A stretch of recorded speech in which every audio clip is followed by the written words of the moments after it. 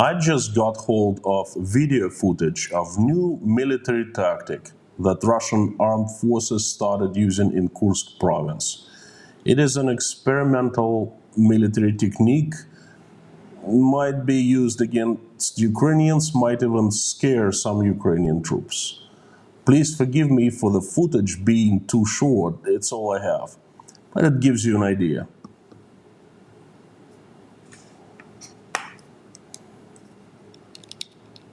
Before Russia attacked and invaded Ukraine, everyone thought Russian army was number 2 in the world.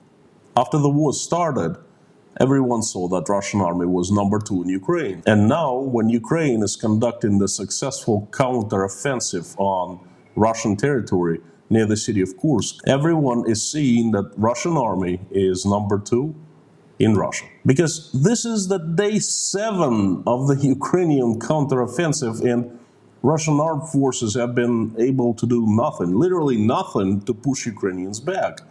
Moreover, things are so bad that Vladimir Putin is panicking. He just sacked the man who's been in charge of the armed forces and placed the head of Russia's secret police, the KGB, in charge of Russian army. Let me give you an update and the details. I want to break down today's update into 2 parts. First, short summary and details after. And at the end I will drop a bomb. Well, Putin just dropped the bomb, really. Before I start giving you the update, I'm going to follow the advice of the brave Chechnyan commander Apti Alaudinov. He knows best. Успокаиваемся, берем попкорн и спокойно наблюдаем за тем, как наши уничтожают. So I'm having my virtual American popcorn right here and watching the show, just like Mr. Ladinov suggested. Well, I've been watching since day 1, really. I'm watching it very carefully. And this is day number 7. So let me give you the very short summary first. The Ukrainians are doing what they've been doing, pushing into Russian territory. And Russians can't do anything about it. In 7 days, they have done close to nothing. Only on day 6, they started relocating troops, some troops from Ukraine and other parts of Russia, to try to take the control, this whole situation under control. And Vladimir Putin is panicking. And at the end of the live stream, I'm going to dedicate the portion, I'll tell you why. Now, let's jump into the details. As we know, the devil is in the details. Let me give you some facts, news and details that I myself find very interesting. 3 days ago, in 3 Russian provinces, the special counter-terrorism operation emergency situation was announced by Vladimir Putin. Well, he made the order to enact it. The National Anti-Terrorism Committee of Russia stressed that these measures are necessary in order to ensure the safety of citizens and prevent threats of terrorists and terrorist acts from Ukraine. This action seems extremely odd because there are no terrorists operating on the territory of Russia, just the Ukrainian armed forces. Moreover, they aren't hitting and running and trying to hide like the terrorists usually do. Instead, they rolled into Russia in the daylight, have seized hundreds of square kilometers of Russian land, have taken dozens of Russian settlements, and they're pushing for some more. They are anything but terrorists, and Putin should declare war for that. He has all the necessary reasons, but he doesn't declare it. Instead, he declares the special counter-terrorism operation emergency situation. One could assume that he either doesn't have the resources to declare war, or he doesn't assess the situation correct, or both. He just can't declare the war, and there's something to think about it. This is very important. The next news. The most massive evacuation of the civilians is taking place in Kursk province right now. Yesterday, TASS, Russia's propaganda news agency, reported of 76,000 Russians getting assistance evacuating. This means two things. First, most likely, TASS is lying to us, and the unofficial evacuation, the real evacuation, is much more massive. And right now, just a few hours ago, the acting governor of Kursk province confirmed that TASS was lying.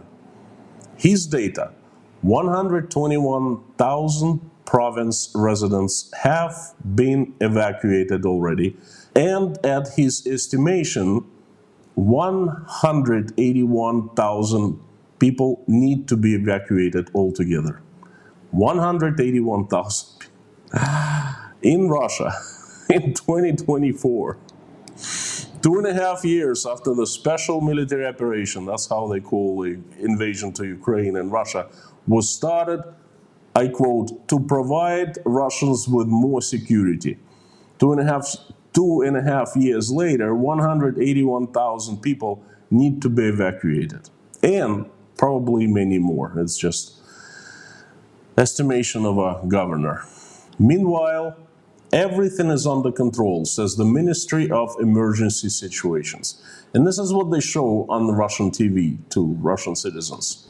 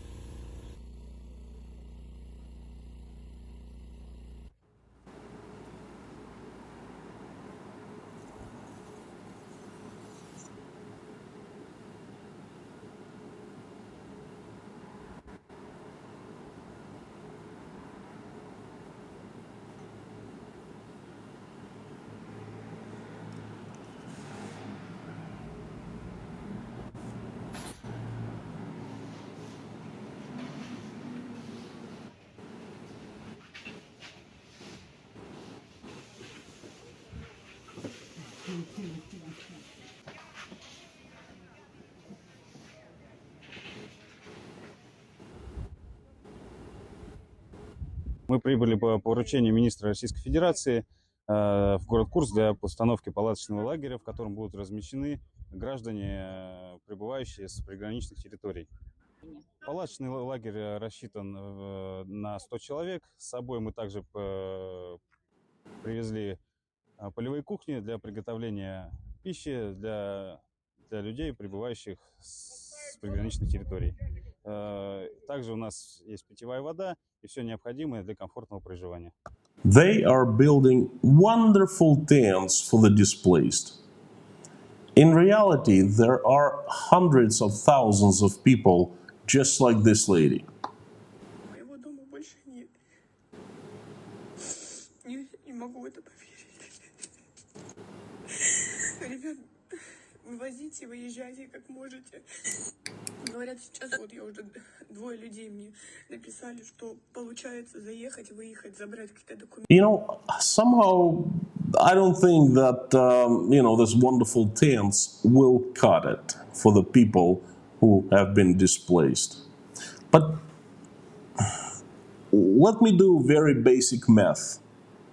One tent camp, what they built, that appeared to be 5 of those tents, can accommodate 100 people. What we heard today from the governor of Kursk region, 181,000 people need to be evacuated. So if we do simple math, it's 1,810 camps are needed. Do you understand what 1,810 camps is? If they really build it, that can be seen from space. But hey, will they build it? Well, they built one camp, consisting of 5 tents. That's for the show. 1,809 camps to go. Oh, folks, I forgot to tell you the good news. Vladimir Putin ordered each individual who's been displaced a federal aid package to be provided to. Russian government will compensate Russian citizens everything. Destroyed houses and apartments, unearned profits for business people, moral damages, just everything. What? Ola, what did you say? What do you mean it's not April 1st? What is, oh, okay, I'm sorry. 12th, August 12th. Thank you. Folks, I'm sorry, I thought it was April 1st. Off with my dates, I've been traveling, so sorry. Well, Russians will get federal compensation for lost property, houses, apartments, and businesses, and that's not a joke. Each person will receive 10,000 rubles, an equivalent of $112. I know it's not much, but hey, it's better than nothing. A family of 4 will receive $448. I think it's actually pretty good, considering the fact that these people have supported Putin and SVO, or the special military operation, or the war, and their troops, I don't think that millions of displaced Ukrainians, and they were displaced because Russia treacherously invaded their country. I don't think they received anything. So $112 per person is actually not too bad for a compensation, considering the circumstances. Oh yeah, I'm actually forgetting one thing. With Vladimir Putin, there's a big difference between promising and doing. In March of 2022, he promised that Russia wasn't going to take any Ukrainian land. In March of 2022, he promised that Russian army will not use the conscripts to fight in Ukraine. In March of 2022, he promised that there wasn't going to be mobilization in Russia. In February of 2023, he said that Russian economy has successfully withstood the international sanctions and the inflation was put under control. And from then on, things would get better.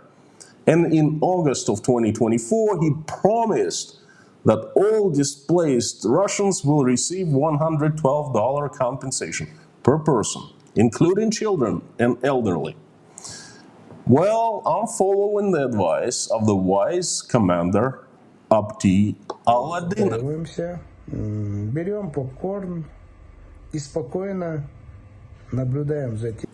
I'm taking my popcorn right here. I'll keep you informed on how these payments are going to get to all Russian people. Yeah.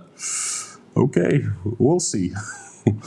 I would like to talk more of the evacuation, but, before I jump there, once again, I'd like to thank you, those of you who turn in to watch my show every day, the sponsors, the patrons, those who bought me coffees at buymeacoffee.com.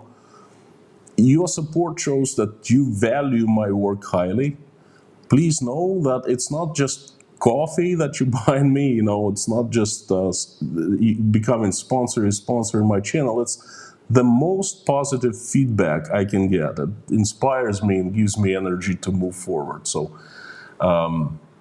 it tells me that I'm doing something right. Thank you so very much. And more about the evacuation. This morning, it was announced that another large portion of Russian Federation is being evacuated. If you look at this map, on the left, the blue area, that's where Ukrainians started rolling into the Russian territory. That's Kursk province. And if you look to the bottom right, you will see this pinkish area. This is Belovsky Rayon of Belgorod province. It's a completely different province. And this province is being evacuated right now. And there's a little story behind it. On Sunday morning, Ukrainian servicemen filmed a video of them in Belgorod province, in one of the towns. Immediately, Russian Ministry of Defense made a public statement of an attempt of Ukrainian troops to enter Belgorod province. And they also said that Russian army successfully defeated the Ukrainians and drove them back. And the next morning, the governor of Belgorod province, Gladkov, announced the mass evacuation of the citizens. Check this out. Еще раз здравствуйте, дорогие друзья. У нас тревожное утро. Активность врага на границе Красноружского района. Уверен, что наши военнослужащие сделают все, чтобы справиться с возникшей угрозой.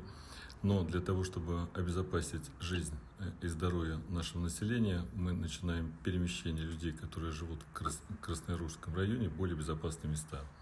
На месте находятся мои заместители, советники, начальники управления и руководство администрации. Процесс согласования и вывоза людей сейчас идет на местах. Транспорт мы уже направили. Все, я уверен, пройдет организованно. Самое главное, чтобы спокойно, без паники, под руководством ответственных лиц. Выезжаю на место. Всем доброго дня, здоровья и добра. I love this logic line. Ukrainians, we are here and here's the video to prove it. Ministry of Defense, we defended everyone and drove the Ukrainians back.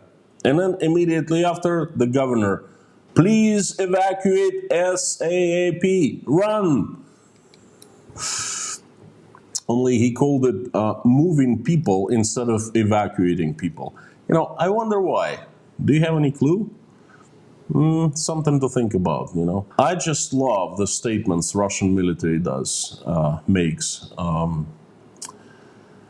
When they claim something, you know it's almost 100% chance it's the opposite. But speaking of Russian officials, sometimes they do tell the truth. Once every blue moon or so. But it does happen. Russian Senator Andrei Gurulev, the member of a parliament, defense committee, who frequently appears on my channel because he's quite a newsmaker, said in his Telegram account that one should not expect a quick victory in the Kursk province. He stressed that it is necessary to look at the situation soberly. It will not be possible to expel the Ukrainian military in a snap of a finger, just like that. Вторжение и наступление. Это точно никакой не ДРГ. Силы и средства довольно-таки серьезные. Это штатные общевойсковые соединения, которые зашли на территорию Курской области. И здесь говорить о том, что какие-то ДРГ зашли, мы сейчас быстренько их оттуда выгоним. Но было бы навязчиво, надо трезво смотреть на ситуацию. Да, на сегодняшний день надо понимать, что противник не продвинулся относительно вчерашнего дня. Да, предпринимаются меры, работают все наши виды, и общевойсковые, и авиация работает достойно полностью, и ракетные войска, и артиллерия. Понятно, что моментально среагировать не получилось, к сожалению. И, тем не менее, на сегодняшний день, конечно, противник остановлен, пока остановлен. Но это не значит, что там тишина. Там идут серьезные бои, противник старается и стремится. То есть остановлен, но не истощен. Совершенно не истощен. Он тащит со своей территории подкрепления довольно-таки серьезные. Бьется на марше, бьется в ходе боевых действий. Динамика большая, круглосуточно, то есть идет непрерывность боевых действий, полностью она в наличии имеется. И надо признать то, что силы и средства задействовал довольно-таки серьезные. Там цели и задачи другой вопрос. Кто говорит, там Курская атомная станция, кто-то еще что-то. Но надо понимать, что один из районов Курской области нашей страны на сегодняшний день, к сожалению, оккупирован. И здесь, как есть на самом деле. You know, I couldn't have said better myself. And I think that former general, current Senator Gurulev knows what he's talking about. One of the biggest reasons why the Ukrainian army is to stay on Russian territory for quite some time now is that there aren't enough soldiers. Another Russian senator is calling for formation of territorial defense units live on Russian national TV, Россия 1. I would like you to check it out. Очевидно, что необходимо ускоренными темпами создавать части территориальной обороны. Решать вопрос, чтобы местное население привлекалось к выполнению боевых задач, мужское население прежде всего. Вопрос выдачи оружия, он наиболее такой проблематичный, но я думаю, здесь можно найти необходимые решения. Это первое. Второе, необходимо наличие в структуре погранслужбы ФСБ России полноценных общевойсковых подразделений, которые будут подчиняться руководству, соответственно, погранслужбы для прикрытия ключевых участков государственной границы с Украиной для возможности быстрой переброски и маневра, включая и ударную авиацию, прежде всего армейскую, вертолеты, ну и такие системы, как реактивные системы залпового огня, очевидно, и артиллерию. То есть эта угроза с нами надолго, и должен быть соответствующий потенциал. Another senator says that the Ukrainian troops are to stay, and he's trying to come up with a solution of how to find the threat, what they call it, to arm local residents and have them defend Kursk and other provinces, other regions. It's a very interesting concept, you know. I just have one question. What happened to the army number 2? Haven't Russians been paying taxes to maintain Russian army with the purpose to defend them? Not to invade neighbors, but to defend the Russians on Russian soil. And I think that's the only purpose any army has. If they are to defend themselves, then why do Russian taxpayers need such army? If I were them, I would demand my money back. But what do I know? I'm just an unusual Russian, a strange man who doesn't love Putin, decided not to follow the orders to take up arms and go kill Ukrainians. A traitor, really. Tells the truth about Russia. It is a crime and great treason these days, you know. What do I know? The good senator knows better. Another important news is that the conscripts are to stay in Kursk province and fight the Ukrainians. Before they were sent into Ukraine, mostly those who signed contracts with the Russian Ministry of Defense. The act of signing a military contract makes one a professional serviceman, a gun for hire, hired. The conscripts are a completely different story. They're young men of 18 years of age who get conscripted to serve 1 year in the Russian armed forces. They do not go to serve by will, but they are forced to serve by Russian law. Well, let's dig a bit deeper here. This is a view from a Russian law angle. What's happening in Kursk is a part of the special military operation, as they call it. Vladimir Putin made the decision to invade Ukraine and start killing Ukrainians. That's the fact. He himself proudly announced that to the entire world in the morning of February 24th, 2022. In case the world has forgotten, I am reminding. Мною принято решение о проведении специальной военной операции. He promised there would be no conscripts used in the operation. Now Ukrainians are striking back, rolling into Russia. The special military operation has gone wrong, but it's still going on, now on Russian territory. And we are seeing multiple reports that the conscripts are forced to fight, are killed by large numbers and captured by the Ukrainian armed forces. Like I said in the beginning, the second strongest army in Russia. But hey, that's before the Chinese roll in. Another news is very bold. You know, I gotta give it to the Russian authorities. They are bold. The Commissioner for Human Rights in Russia, Tatyana Maskalkova, sent an appeal to the UN High Commissioner for Human Rights demanding to condemn Ukraine's actions in Kursk province. The appeal also voiced the demand to take measures to prevent gross mass violation of the rights of residents of Kursk province. I quote Maskalkova, as the result of the barbaric attack on Kursk province by the armed forces of Ukraine, thousands of civilians were injured. I hope that our information will also be reflected in the report on human rights violations, which is being prepared to release in September. Unquote. She is acting as if Russia has been staying away from Ukraine for 2.5 years and has done nothing bad. I thought for quite a while how to commend this, but I don't know what to say. This is the audacity of the level like 100, you know? Wait a second. I noticed something interesting. She officially admitted, when she made her request, that the armed forces of Ukraine are operating in Russia, in Kursk province. But Putin claimed that it's the terrorists. You know, he announced the special counter-terrorist operation. So she contradicted Putin. Interesting. I wonder what kind of development there will be. By the way, I cover such news and I make them available to patrons of Inside Russia every single day. Carefully select and post 9 news that I find important with my commentaries and analysis, and I'll keep you informed on everything you always wanted to know about Russia but were afraid to ask. So become patron of Inside Russia at patreon.com and get the access to the news that matter. I'm gonna put the link down below.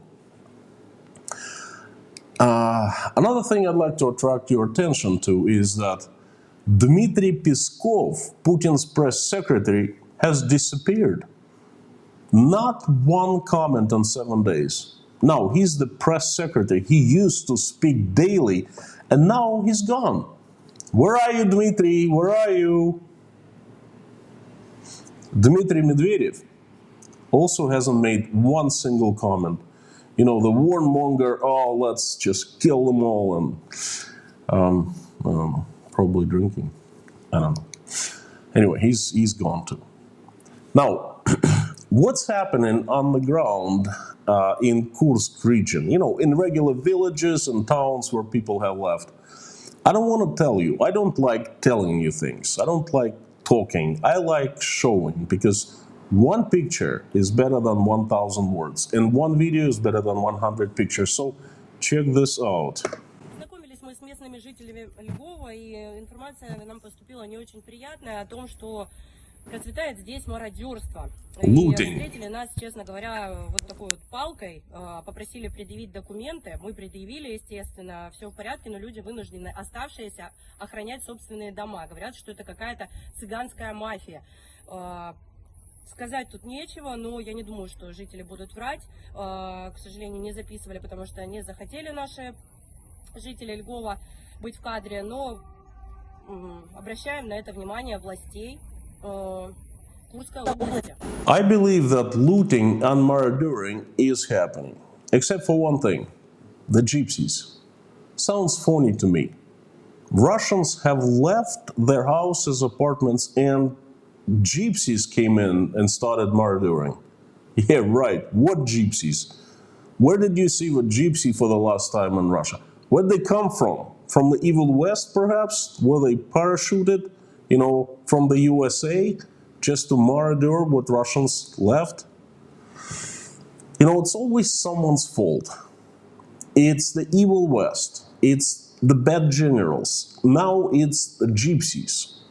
When are Russians going to start taking responsibility for their actions? Yeah, the gypsies, right. I'll give you the update from the Ministry of Defense, Vladimir Putin, and the governor of Kursk region. That's official data. That just came out a few hours ago. Well, official, it came out from the officials. That's how it's official. I'm not sure if it's true or not. I'm pretty sure it's not, but, you know, perhaps close to truth. Who knows? First, the area of the Russian land controlled by the Ukrainians is growing. And it's been 7 days, and it's growing. And I recall the chief of staff, Russian chief of general staff, Gerasimov, 7 days ago, reporting to Putin with bravado, hey, everything is over. We're pushing them back. The victory will be ours. 7 days later, the land is growing. The fighting is intensifying. Now listen to this. There are 28 villages and towns right now under Ukrainian control. in Russian province of Kursk, 28 villages and towns. The Ukrainian armed forces are 12 kilometers deep and 40 kilometers wide into Kursk province. This what was publicly said a few hours ago today. That was said to Putin. That's 480 square kilometers. I personally doubt these words, as I have different information that the area is twice as large, but I have to fact check. So please stay tuned. I will update you tomorrow, and I will update you on what kind of territory Ukrainians are currently controlling. A 40-kilometer long anti-tank ditch has been dug. They forgot to tell the taxpayers how much money they have written off, for this ditch. It must be peanuts, like $2 billion or something like that. Easy money. And the last news, and by far it's the most important news, perhaps the news of the year. It happened yesterday, last night, and it has not been discussed much today in the Russian media. And I think I understand why, because they don't want to attract attention, people's attention to this news. This is huge. Now, the most important news is Vladimir Putin sacked Valery Gerasimov, Ministry of Defense highest-ranked general, the chief of general staff, and in fact, the person who's been running the entire Russian armed forces, because Russian Ministry of Defense Belousov is not a military guy, has never been to a military, he didn't even serve. He was placed in his position to take care of the economic stuff of army, So Gerasimov was number one. And it finally happened. Putin finally got rid of him. The move was very expected, but who Putin placed in charge of Gerasimov was most certainly not expected. Putin has ordered the head of Russia's secret police, the KGB, Alexander Bortnikov, to lead the counter-terrorism operation in 3 Russian provinces. Bortnikov has assumed complete control of Russian armed forces on the Russian territory, and perhaps in Ukraine, because the troops from Ukraine will be moving into Russia at the order of who? The person who is in charge of the special anti-terrorist operation. This is major. The difference between democracy and a totalitarian state is that democracy has a working system of political checks and balances. When such system fails, such democracy falls into a totalitarianism very fast. A classic example of that is Roman Republic turning into Roman Empire. Gaius Julius Caesar destroyed the checks and balances, and, Rome became the empire, and it just fell apart. That's a common knowledge, what happens when the system of checks and balances disappears or fails or is destroyed. What is less known than that a totalitarian state also has very sophisticated political dynamics inside. Dictator, to stay dictator, must build his own system of checks and balances. Otherwise, he will quickly loses his absolute power to someone bigger and stronger. Someone bigger and stronger comes in and just simply grabs power, takes it over. Both the USSR and later Putin's Russia have had such system of checks and balances, the inner one. In both countries, there was a triangle: the army, the KGB, and the federal police. And the role of the dictator, the strongman, the man in charge, the czar, has been to be in the middle and balance this fragile system. All 3 organizations must be in a state of total, complete, and everlasting war with each other. And they must be equal in power. If one agency turns to dethrone dictator and to install own men, other 2 agencies must defend dictator. I think you get the idea. This system of checks and balances is dictator's insurance for long rule. It's dictatorship 101, so to speak. So what happened in Russia yesterday? This fragile balance of power was lost. The KGB has gotten control over the army, the strongest force in Russia. The federal police is weak and so demoralized that it cannot put up a fight. It's not a player anymore. So it was the KGB against the army. KGB has won. Putin knows better than that. He knows that he signed his own death sentence. Perhaps he received some promises, perhaps some kind of assurance from the KGB guy. We'll never know that. But the fact is that Putin has broken the balance of power that he had been creating for the past 24 years. And it will backfire. I guarantee you that. But Putin also knows that had he kept Gerasimov in charge of defending Kursk province and other provinces as well, then the Ukrainians could have come to Moscow soon. Gerasimov and his generals are that inadequate and that incompetent. Sun Tzuang, remember that word I've said many, many times? Well, this is how Putin's Sun Tzuang looks like. Placing the head of the KGB over the army. I think this event, making Bortnikov leading the army, will lead to Putin's demise. And it will happen fairly soon. Russia is feverish, and we're seeing it right. It's happening right in front of our eyes. Putin has given his power away, at least some of it, and I doubt that he'll get it back easily, if at all. Tomorrow I plan to give you the news of real people in Kursk province, what's happening with them, and we'll update on what's happening on the front lines. In Kursk, Russia, not in the Ukraine. Now I suggest you watch the video I made documenting how I was leaving Putin's Russia in a hurry. I only had 36 hours to leave. I documented, the link is right over here.